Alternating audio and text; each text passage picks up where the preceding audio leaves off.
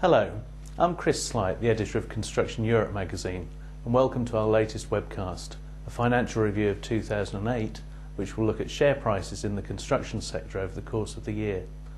I don't think it'll come as any surprise to anyone to hear that 2008 was one of the worst years on record for the stock markets.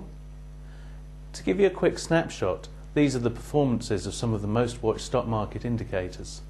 On the left is our CET index for construction shares, which you can see lost more than half its value last year, and more on that later. In comparison, the mainstream benchmarks were not hit as hard, but it was still a very bad year. Worst was Japan's Nikkei 225, down almost 40%, while the Dow and the FTSE both lost a little over 30%.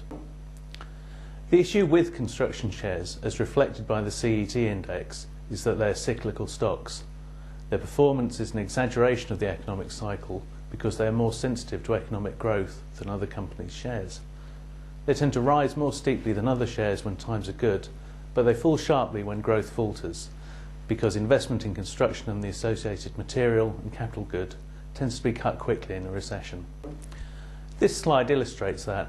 Looking back over the last 5 years, construction shares shown here in the light blue far outperformed the mainstream markets in the boom years of 2004, 2005 and 2006. 2007 was a turning point which started well but went sour in the last quarter, and as a result the year was flat overall. Then of course came 2008 with sharp falls all round, particularly in construction. So that was broadly what happened in 2008, but now for some more detail about construction. This is a graph of share price movements over the course of the year. You can see that things started on a down note due to problems like the trading scandal at Societe Generale and the near collapse of Bear Stearns, along with a string of write-downs by many banks in the first quarter. But there was an improvement in the second quarter, and you can see that by mid-May, the Dow, for example, was almost back to level for the year to date. But after that, the problem started. Oil prices spiked in early June. In fact, the price of a barrel of oil went up more than $11 in a single day on the 6th of June, and that was the main contributor you see to the first steep fall of the year. There was a short period of relative stability, but then came the real fallout of the credit crisis, with a string of bailouts for banks over the summer, culminating in the collapse of Lehman Brothers on the 15th of September. The collapse in share prices that followed only came to an end in late October, when the various rescue packages for banks were agreed in Europe, the US and elsewhere. After that, the last 2 months of the year didn't see much activity other than prices bouncing along the bottom, although there was a little bit of a rebound from October's lows. Looking in more depth at construction requires a little explanation of our share index. The CET index for construction shares is a basket of 60 companies, drawn from the global equipment and materials producing sectors, along with European contractors and house builders.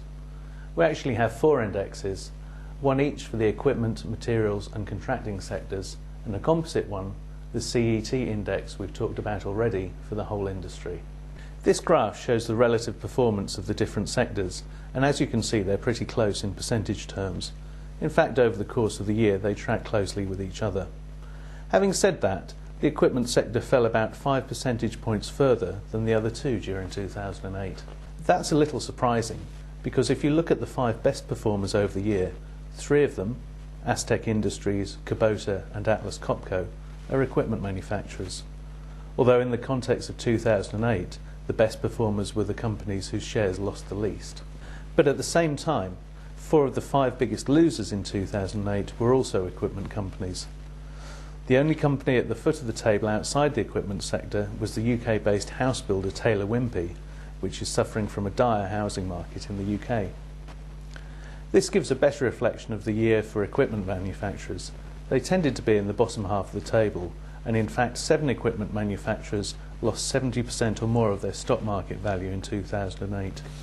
The materials sector stood in contrast to this, with most of the companies that make up the sector sitting in the top half of our basket of 60 companies.